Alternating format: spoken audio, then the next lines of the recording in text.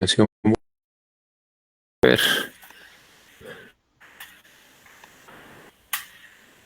A ver, a María Madre del Silencio. Ya estamos conectados. Muy bien.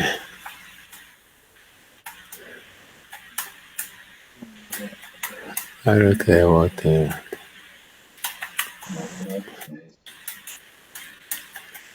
Listo, vamos con esta. Hasta 70% de descuento en juguetería de marcas seleccionadas y juguetes importados por Cencosud.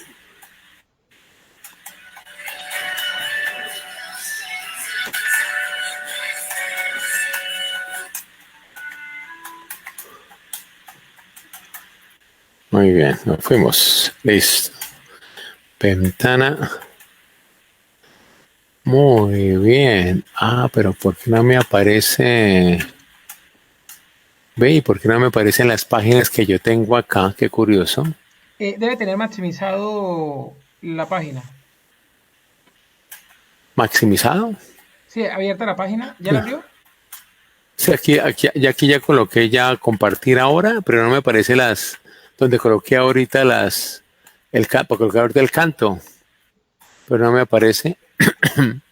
¿Cómo hacemos? Padre, ¿usted le dio en la parte inferior donde dice presentar ahora? Sí, ¿Compartir una ventana? pero en las ventanas solo me apareces tú y me aparece el texto que tengo de San Pablo, pero no me aparecen las ventanas que yo abrí por Google, que Sí, si abrí quiere. como 4 ventanas. No, padre. No, padre. En ese caso, entre abajo por donde dice una pestaña de Chrome. Presentar ahora, hay otra opción que dice una pestaña de Chrome. Ya, entonces abrí mal. Una pestaña Chrome. Ya, entonces abrí por donde no era. Perfecto, listo, ahora Sí, sí. señor. Ahora sí, listo. Vamos a ver. Listo. ¿Ella se ve? Sí. Ya estamos arrancando. Sí, señor. Canto católico. Muy bien, listo.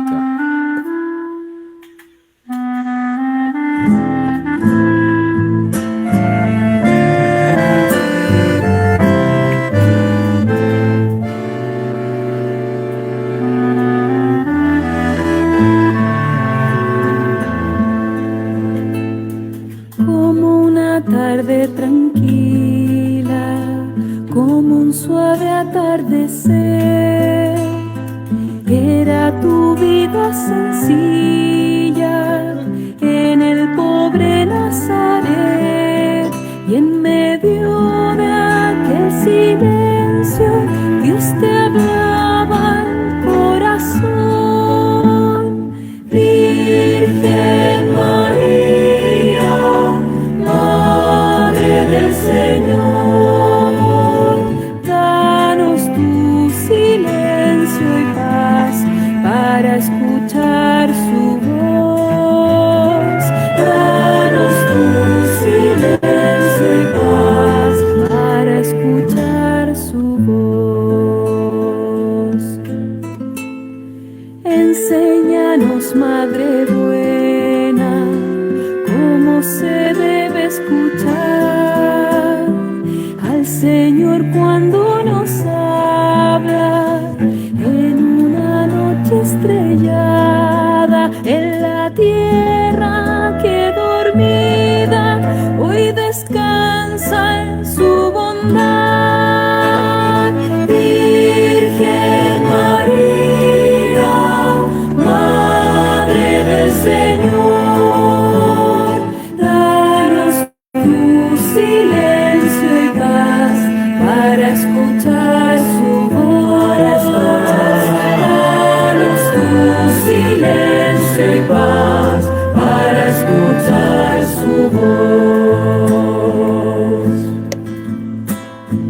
Y sobre todo María, cuando nos hablan los hombres, en el hermano que sufre, en la sonrisa del niño, en la mano del amigo.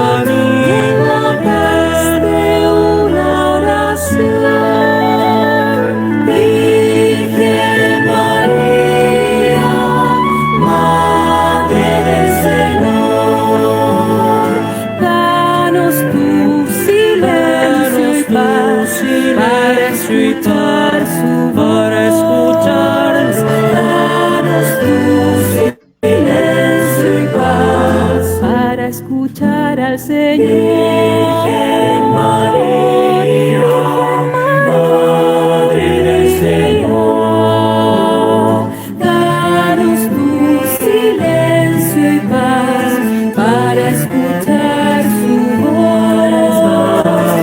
Danos tu silencio y paz, para escuchar su voz.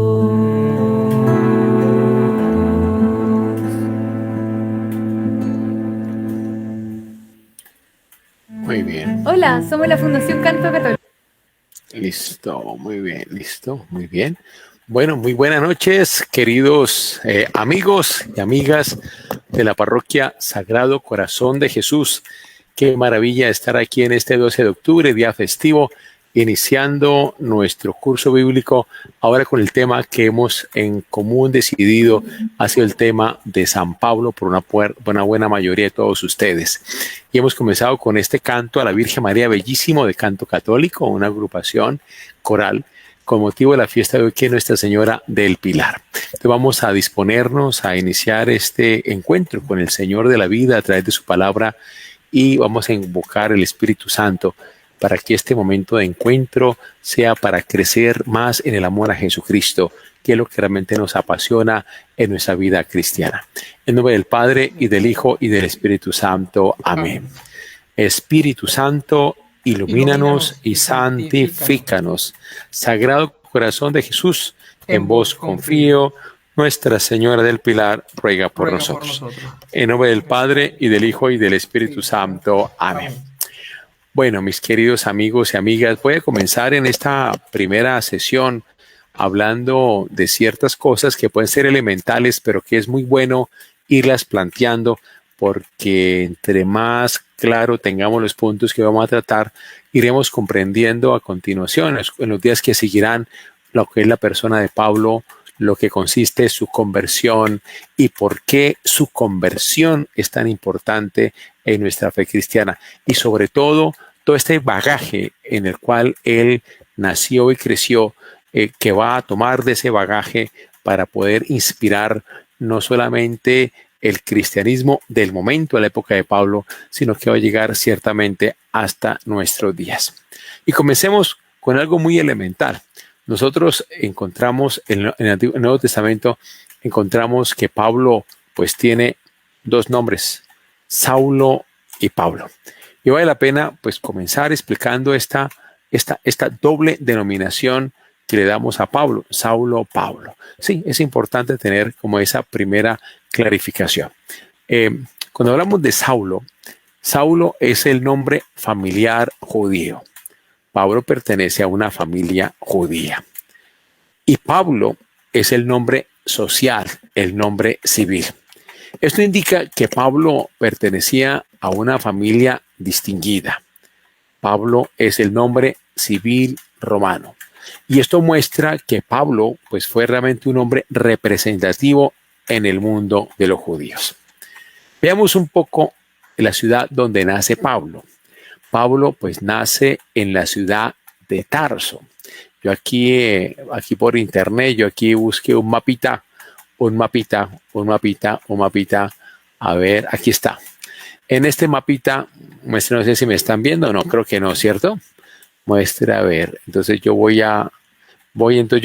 voy yo a la imagen que tengo antes. Voy otra vez a una pestaña de Chrome, sí, otra vez. Voy a esa. Sí, yo te escucho, sí.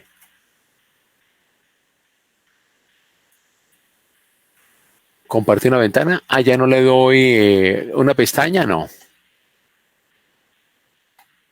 Aquí la tengo aquí en otra pestaña de Chrome. ¿Te ve por ese lado? Y entonces, si yo le doy a esta, ¿qué tal? ¿Se está viendo o no se está viendo? Ah, perfecto, listo. Entonces, como para mostrarles a ustedes un poco la ubicación geográfica. A ver, aquí estamos lo que es el mapa. Aquí vemos el mapa de lo que es Europa. Este es un mapa moderno. Europa. Tenemos aquí el norte de África. Tenemos aquí Turquía, lo que es Asia Menor en la época de Pablo, Asia Menor de esta parte. Tenemos aquí lo que es el Oriente Medio, ¿no? Y aquí en este pedacito chiquitín acá que estoy señalando con mi ratón, tenemos aquí a Palestina, o lo que hoy sería Israel y Palestina, pero en tiempo de Pablo lo que era Palestina en este momento. Aquí vemos la península del Sinaí, aquí vemos lo que es el norte de África. Bueno, muy bien. Aquí tenemos Arabia, la península arábiga, y ya iríamos ya hacia el Medio Oriente, ¿cierto? Ya estaríamos en lo que es Irak, lo que es Irán. Bueno, aquí ya nos estamos ubicando. Aquí hacia el norte estaría lo que era la antigua Unión Soviética. Y si nos vamos más hacia el oriente, nos encontramos con Afganistán, nos encontraríamos con Pakistán, adelante con la India y así iríamos más. Entonces nos ubicamos aquí en la península, lo que llamaremos la península de Turquía, por decir algo, o la Asia Menor, que es esta parte. Tarso es lo que está aquí, donde está señalado este puntico rojo que tenemos acá. Pablo nace en Tarso, que como ven está en el límite práctico entre lo que vendría a ser la parte de Occidente, toda esta parte de Occidente que sería Europa, y toda la parte que llamaríamos Asia, que es todo esto. Eso va a ser muy importante para entender el carácter cultural de la persona de Pablo. Tarso, en la época de Pablo, era una ciudad de las grandes ciudades, comparable con otras 3 ciudades también muy importantes, lo que sería Atenas, ¿cierto? Atenas, lo que sería en el momento de la capital de la actual Grecia, Alejandría, que aquí todavía se alcanza a ver aquí en el norte de África, una ciudad muy antigua, muy famosa, se acuerdan ustedes por la biblioteca de Alejandría, una de las maravillas del mundo antiguo, y lo que sería Roma. Entonces, Tarso, donde nace Pablo, es comparable, según algunos autores serios, a las grandes ciudades culturales de la época del siglo I, Alejandría, Atenas, la capital de Grecia, y Roma. Bueno, entonces está la importancia de esta ciudad que algunos autores, como Porcan, que es uno de los grandes comentaristas que hay del Nuevo Testamento y de San Pablo y de los Evangelios y de la persona de Jesús, llega incluso a creer o afirmar que Tarso tenía para la época 300,000 habitantes, lo cual indica que era una ciudad bastante grande. Sí, pero para otros analistas dirían que es una cifra exagerada. 300,000 habitantes podría tenerlo Roma, que era la capital del Imperio Romano, difícilmente Tarso. Pero cuando Borcan está diciendo que Tarso puede tener esa población, está indicando que era una ciudad importante en la época de Pablo. Y como ya pues les mostré, pues aquí esta ciudad se encuentra en el punto límite entre lo que vendría a ser todo, digamos así, el oriente, esa parte de Asia, ¿no? Está con lo que vendría a ser Occidente. En este momento estaríamos hablando de sí, esa parte del imperio, el imperio romano. Bueno, entonces, al estar Tarso en ese límite, en esa boca de entrada del continente asiático con el mundo occidental, va mostrando que es una ciudad que tiene un flujo de personas migrantes de un continente al otro y van llegando ellos con sus ideas, con su cultura, con su preparación intelectual, con su actividad comercial, lo cual va indicando que es una ciudad representativa e importante en ese momento. Si queremos entender un poco más, pues hombre, ¿quién es Pablo? Qué bueno que vayamos nosotros a uno de los textos que él mismo escribió. Y como tenemos nosotros allí la Biblia, los invito a que busquemos Filipenses 3, 5, 8. Filipenses 3, 5, 8.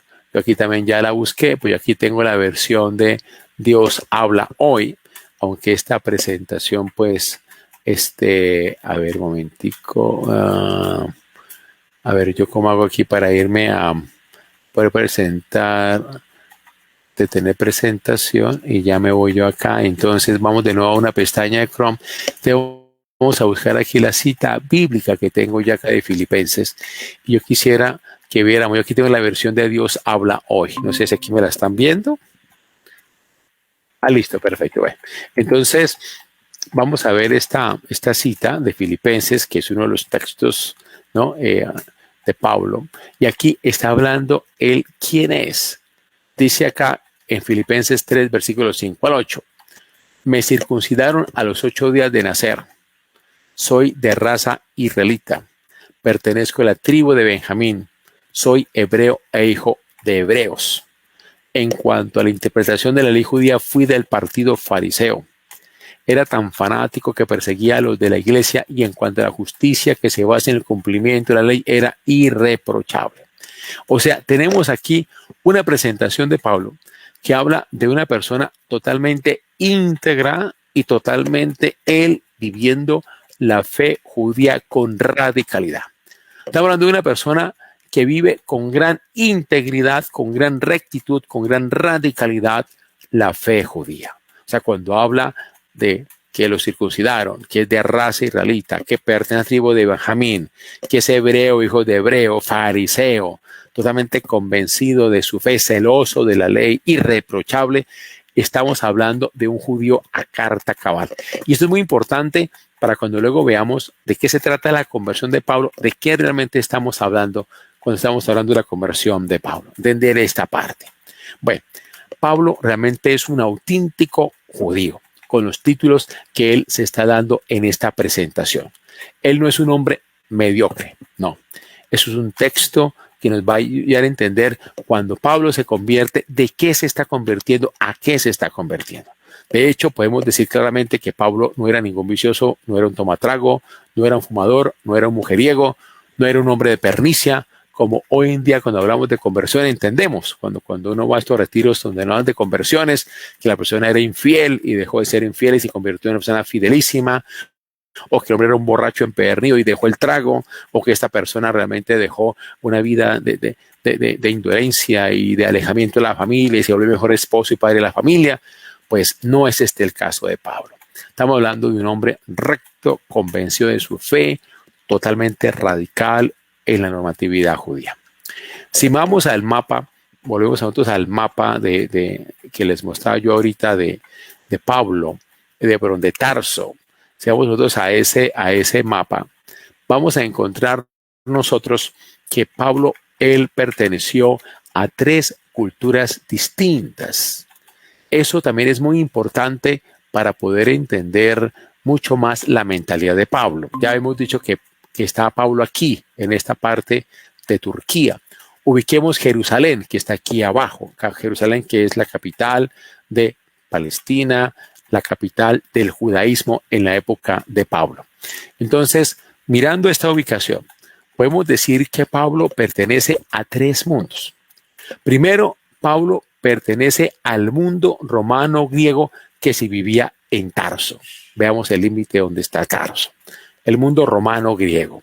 Segundo, Pablo pertenece al mundo judío de la diáspora al que se había afiliado por sus padres. Y tercero, cuando Pablo pasa de aquí de Tarso, que está en Asia Menor, y pasa a Jerusalén, él va a conocer el farisaísmo radical que hay en Jerusalén. Entonces aquí vamos a tener un tercer elemento en la mentalidad de Pablo.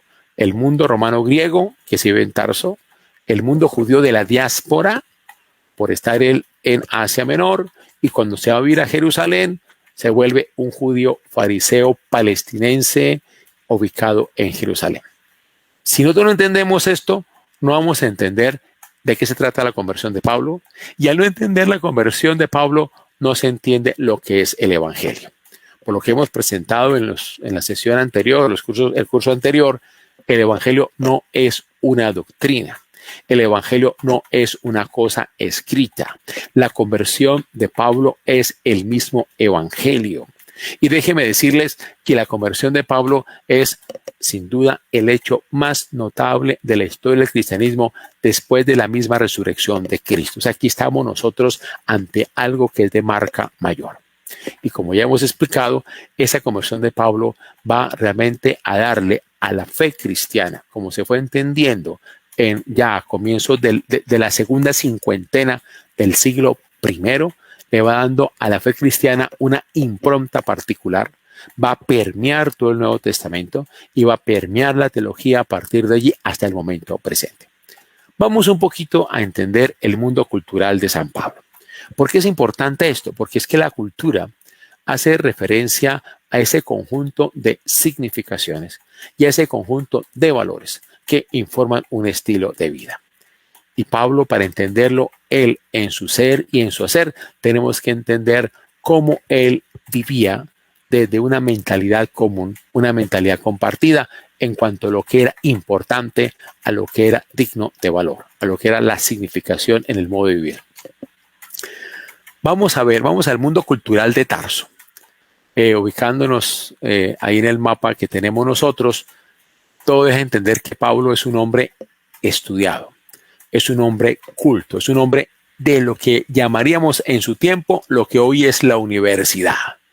En Tarso había escuelas de filosofía.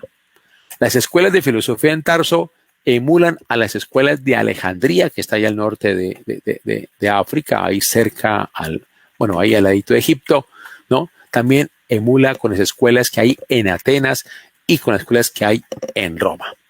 Eso quiere decir de que hay grandes maestros de filosofía en Tarso. Tarso, por ser esa ciudad límite entre el mundo occidental y lo que es Asia, se convierte en un centro cultural y filosófico de primer orden. Ahora, ¿qué escuela filosófica era la que allí imperaba? El estoicismo, la estoa. Veamos algunos principios del estoicismo para que veamos cómo este estoicismo va a influir en los escritos de Pablo. Es algo que es interesante, ver que los textos que encontramos en las cartas paulinas, ¿cierto?, van a estar imbuidas de este pensamiento filosófico. Y eso realmente no tiene nada de malo. Cuando nosotros hablamos de la inculturación, que es un tema muy interesante hoy en día a nivel de la evangelización, es encontrar lo divino que hay en lo otro. La inculturación es eso, es descubrir la presencia de Dios en lo otro y cómo allí se está revelando el mismo Señor. Entonces Pablo, pues que bebe del estoicismo por su formación filosófica académica, pues de allí va a tomar elementos que él ve relevantes para dar cuenta de lo que es la fe cristiana, para dar cuenta de lo que significa la persona de Jesús, el movimiento de la iglesia cristiana apostólica. Veamos algunos principios del estoicismo y veamos cómo esto está presente en los textos de Pablo. El primer imperativo ético del estoicismo es la razón. Es la razón. Ahora, aquí vale la pena hacer una pequeña aclaración entre la diferencia como se entiende la razón en el estoicismo a cómo se puede entender en la Ilustración. Hablamos del siglo XVIII concretamente, que ha marcado sin duda nuestra manera de pensar del siglo XVIII hasta el presente. La diferencia radica en que en la Ilustración se buscó entender todo, y entre ellos la ética, por la razón. En cambio, en el estoicismo se buscó fue regular la ética por la razón. Es decir, que en el estoicismo está la comprensión que hay de la ética, que el sujeto en sus decisiones y acciones está inmerso dentro de esa razón en la cual el sujeto es parte de esa razón. O sea, es una razón que está presente en todo el cosmos y el sujeto es parte de esa razón. En la Ilustración, la perspectiva es distinta. El sujeto es sujeto de razón y él se convierte de alguna manera como en el centro que va a dar cuenta de todo lo que existe a su alrededor. El estoicismo tiene otra perspectiva, y es que el sujeto está dentro de esa razón que lo está imperando y regulando todo. Entonces, lo que se busca allí es regular la vida por la razón. Y cuando se rige por la razón, eso se hace justo en la mentalidad estoica. Ahora, ¿qué es la razón? La razón es la coherencia del hombre con el cosmos, con la naturaleza. Esto ya está presente en el Antiguo Testamento. Si nosotros miramos el libro más antiguo del Antiguo Testamento, que es Proverbios, veremos cómo ya esta mentalidad de vivir en coherencia con el cosmos, con la naturaleza, ya está presente en el texto de Proverbios y ya se empezó a elaborar en el Antiguo Testamento desde Salomón. Salomón se le llama el rey sabio, pero ¿saben por qué se le llama el rey sabio? Porque él durante su reinado se preocupó por formar en su reinado allá en Jerusalén, por formar escuelas de sabiduría. Y estas escuelas de sabiduría dieron cuenta en su momento del conocimiento existente hasta ese momento. Fue también, diríamos, colocando pues toda la analogía respectiva, eso implicaría un estudio muy riguroso, pero sería lo equivalente en la ilustración en el siglo XVIII para Occidente, fue la época de Salomón para el pueblo de Israel, cuando empiezan ellos como a sistematizar y a recoger por un grupo de sabios el conocimiento existente en el momento, y parte de ese conocimiento fue el conocimiento ético que se expresaba en los dichos que encontramos en los proverbios. Y es que es algo muy comprensible, porque si nosotros miramos la experiencia humana, hace que coloquemos nosotros en frases que son los proverbios, lo que vamos aprendiendo es de un valor para la convivencia al interior del clan familiar y en la relación que hay de un clan con otro clan. Nosotros también, como seres humanos, también bebemos de esas frases que son frases de sabiduría que nos ayudan a vivir mejor entre nosotros. Aquí no estamos hablando de una reflexión filosófica, ¿no?, que dé cuenta racionalmente de unos principios que fundamentan la rectitud de una decisión, sino que estamos hablando de unos principios de sabiduría práctica. Cuando uno dice, por ejemplo, el que mucho abarca, poco aprieta. O cuando uno dice que más vale tener pájaro en mano que 100 volando, pues son dichos que vienen de nuestra sabiduría acumulada, que hemos heredado de nuestros abuelos y padres, ¿no? Y que nos dan iluminación en su proceder cotidiano. Pues en los proverbios ya aparece, ¿no?, esa sabiduría del etos familiar que va a ser puesta por escrito y que va mostrando esa coherencia del hombre con el cosmos y con la naturaleza. Ahora, vamos a ver si quieren ustedes, podemos determinar un poquito mejor esto después, pero por lo menos digamos que estos comportamientos, ¿no?, que aparecen en la persona, ya en el texto de Proverbios, va a ser un determinante de la ética del Antiguo Testamento. Es una ética coherente y ubica al hombre como un ser social en el cosmos. Otro principio interesante del estoicismo es que la felicidad radica en la capacidad que tenga el hombre de no dejarse dominar por sus pasiones. Esto se verá muy claramente en la antropología paulina. Si ustedes participaron hoy de la Eucaristía y participaron de la primera lectura que se tomaba de Gálatas, ahí está San Pablo hablándonos de lo que es la verdadera libertad opuesta a la esclavitud. Y lo que está de trasfondo allí es, cuando el hombre es capaz de dominar sus pasiones, ese hombre es el que es realmente libre. Y cuando él domina sus pasiones, controla sus pasiones, es un hombre que llega a ser realmente feliz. Esto viene del estoicismo. Otro punto importante y muy ligado con lo anterior, el problema del mal. El problema del mal está presente en la mentalidad del hombre desde que toma conciencia de lo que es el bien y de lo que es mal, y de que es necesario ir distinguiendo lo bueno de lo malo. Y ya en el estoicismo hay una lucha por parte del hombre para poder vencer el mal. Un pequeño paréntesis. Toda la revelación, tanto el Antiguo como el Nuevo Testamento, busca también resolver ese problema. ¿Cómo resolver el problema del mal? Toda la revelación. El estoicismo lo plantea de esta manera: en la medida en que el hombre sea capaz de deshacerse sus propias pasiones o de controlarlas o de dominarlas, en ese momento el hombre podrá superar el problema del mal. A ver, en esta relación que hay entre el estoicismo y el cristianismo, no estamos hablando de un sincretismo. Un sincretismo es recoger lo mejor de todas partes para hacer una especie de sancocho, por decirlo así. Un muñeco con muchos colores. Esto es realmente monstruoso. En cambio, lo que tenemos aquí más bien es una inculturación. Es decir, reconocer lo divino que el otro tiene en su comportamiento.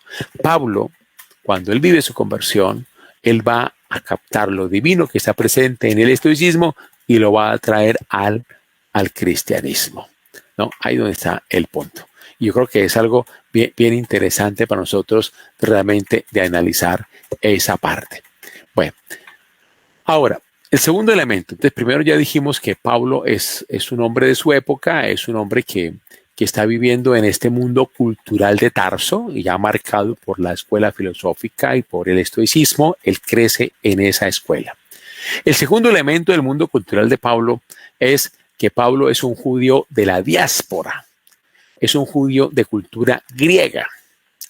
Vamos a entender un poquito más qué es eso de la diáspora. La palabra diáspora significa dispersión.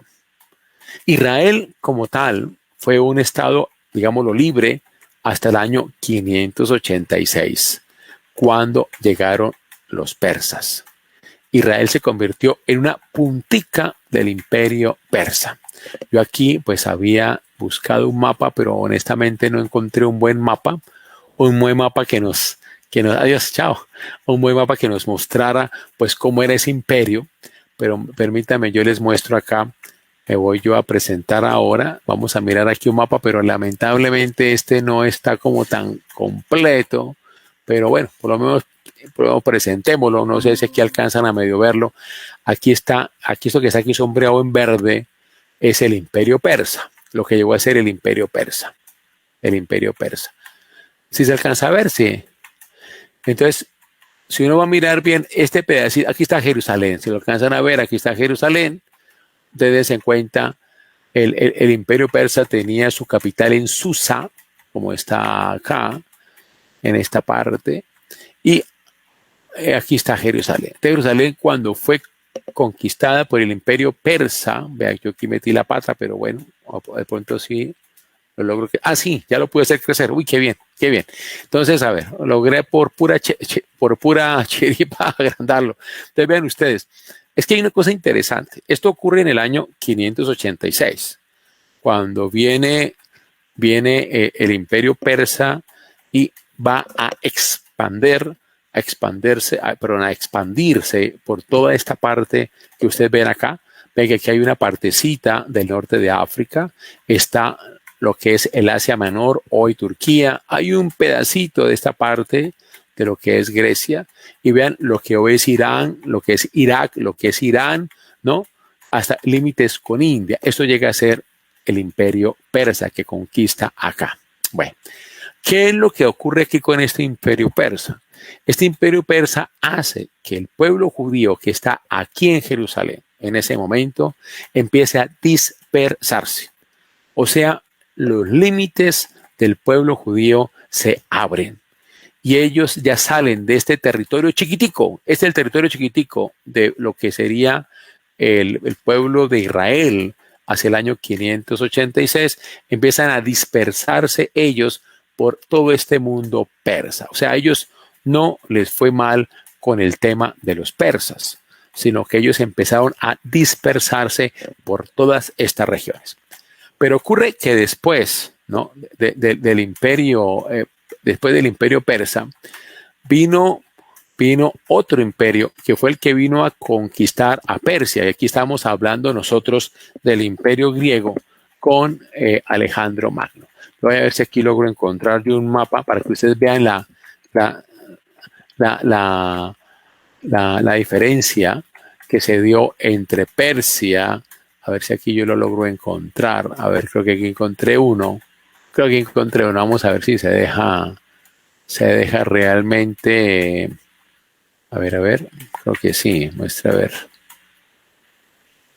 A ver, parece que sí, pero bueno, no sé. Yo aquí en esto no soy tan hábil ciertamente, pero bueno. A ver si logramos aumentarlo de alguna manera. Bueno. No logré. Bueno. Es que sí me gustaría mostrarles. A ver, vamos a mostrar este que tengo yo acá. Entonces, como para que ustedes ya visualizaron cómo es el mapa del imperio persa, vamos a ver ahora el imperio que sucedió al imperio persa. El imperio persa tuvo su apogeo hasta el año 530, hasta el año 333, cuando aparece Alejandro Magno. Y Alejandro Magno pues va a conquistar al imperio persa. Ve, aquí está el imperio persa acá. Creo que ustedes ya me están viendo. Vean ustedes que ya el imperio griego que conquista el imperio persa, pues se va a extender más, ¿no? Antes veíamos que era una puntica por este lado, ahora no, abarca todo lo que es Macedonia, abarca toda la península de Grecia, toda el Asia Menor, ve a Egipto, ve hasta donde llega, ¿no? Y no solamente había conquistado todo lo que era el Imperio griego, conquista todo lo que es Asia Menor, Turquía, todo el Oriente Medio, lo que antes era el Imperio Persa, lo que hoy sería Irak e Irán, sino que vean que se va hasta la misma India, llega hasta la misma India, llega hasta acá, o sea, se extiende muchísimo más. Hay algo interesante aquí, que es que el Imperio griego va a comunicar a donde llegó la cultura griega y va a establecer las instituciones griegas y va a llevar la filosofía griega. El pueblo judío, ¿cierto?, que ya se había dispersado por todas esas regiones con el Imperio persa, ahora con el Imperio griego se va a dispersar muchísimo más y va a sentirse más a gusto con la cultura griega por la filosofía griega y la cultura griega. Y claro, y de hecho los judíos que ya empiezan a moverse por sus anchas en todas estas regiones, estamos aquí hablando de esta parte de Grecia, Macedonia, Egipto, la Asia Menor, toda esta parte empiezan a dispersarse todavía mucho más, a darse a conocer. Esto se va a volver todavía mucho más, si ustedes quieren, mucho más extenso cuando viene el Imperio Romano.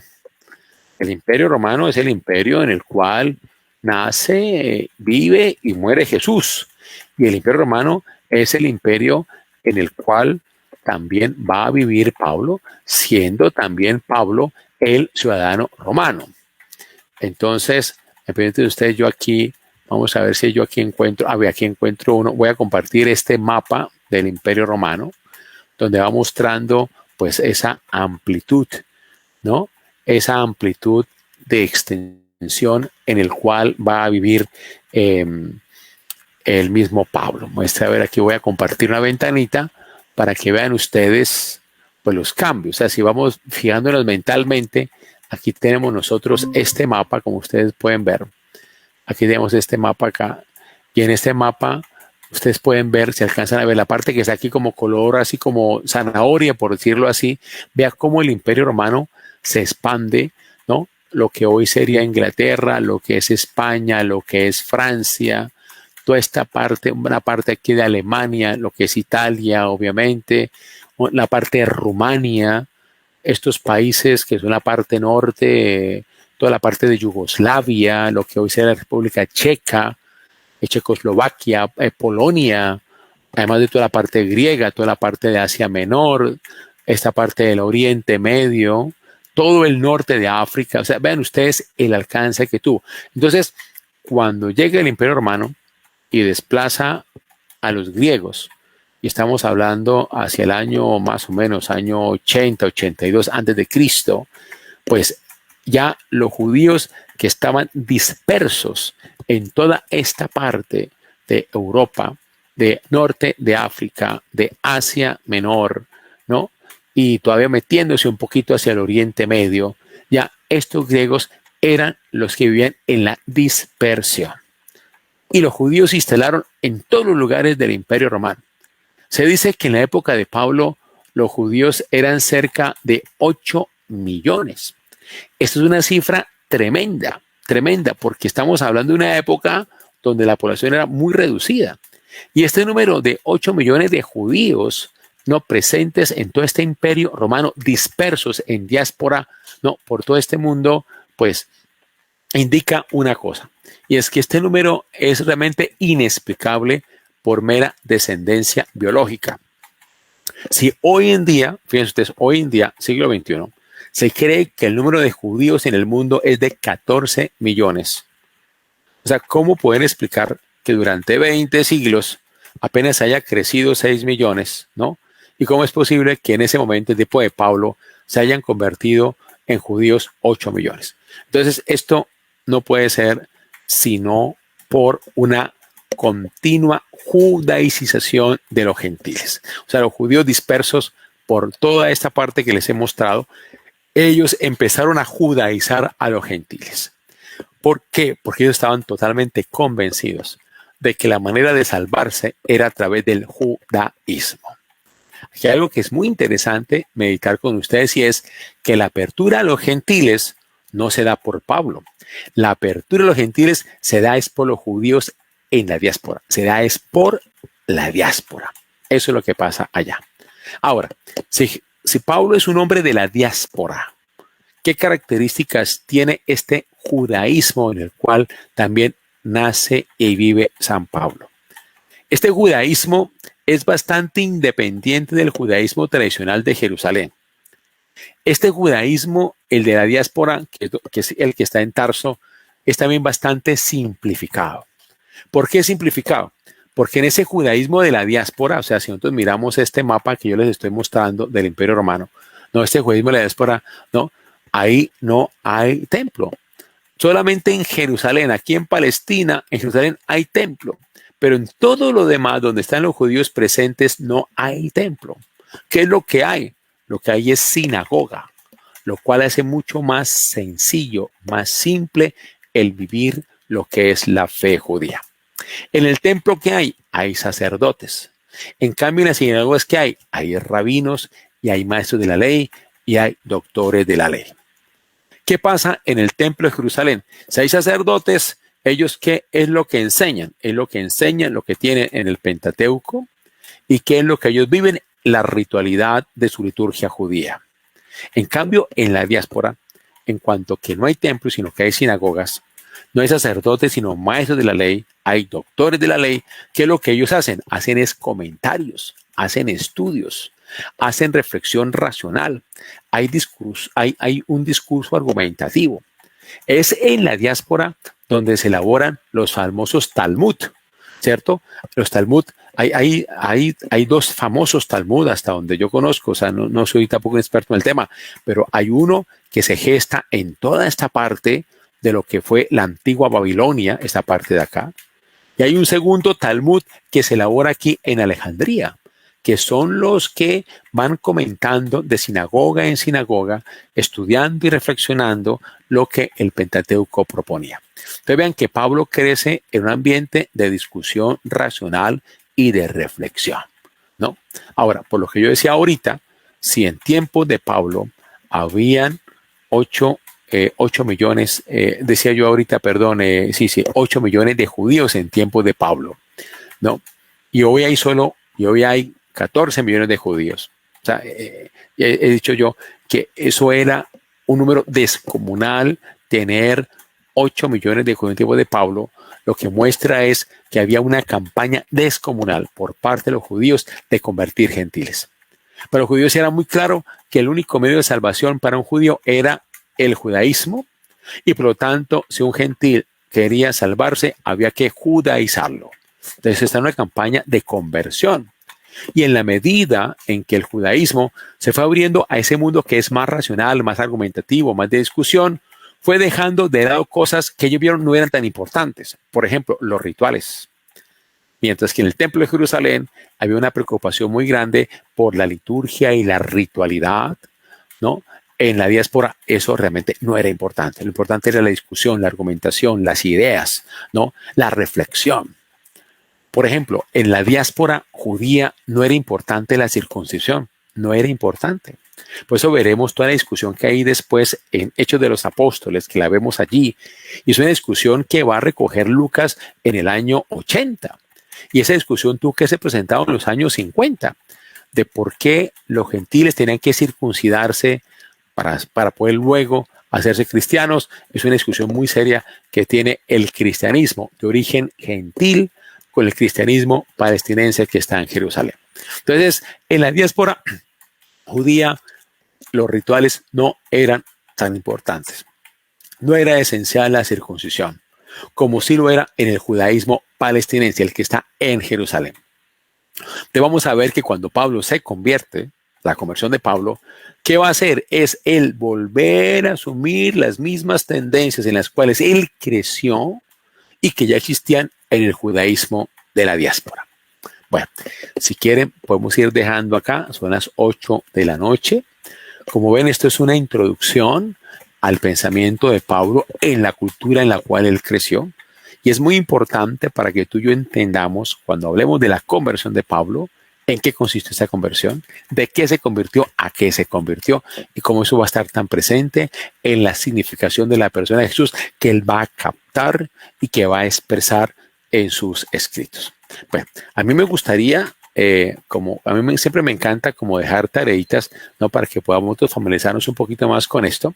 A mí me gustaría proponerle a ustedes, si quieren, para de hoy en 8 días, para que podamos nosotros ir como meditando un poquito, que relean la carta a los Gálatas. Nosotros estos días en la liturgia, primera lectura de estos días ha sido la carta a los Gálatas, la hemos ido leyendo. Qué cosa tan providencial. Y déjenme decirles que en los textos de Pablo, claro, que nosotros tenemos en el Nuevo Testamento, tenemos nosotros un conjunto de cartas de Pablo. Pero ese conjunto de cartas de Pablo, solamente 6 fueron escritas directamente por él. Las otras se le han atribuido a él, escritas por discípulos de Pablo o escritas por comunidades donde Pablo tenía en su doctrina, en su imagen, en su autoridad evangelizadora, tenía realmente impronta. Pero los escritos probablemente por Pablo son 6 cartas. Y una de ellas es la carta a los Gálatas. Esa es una de ellas.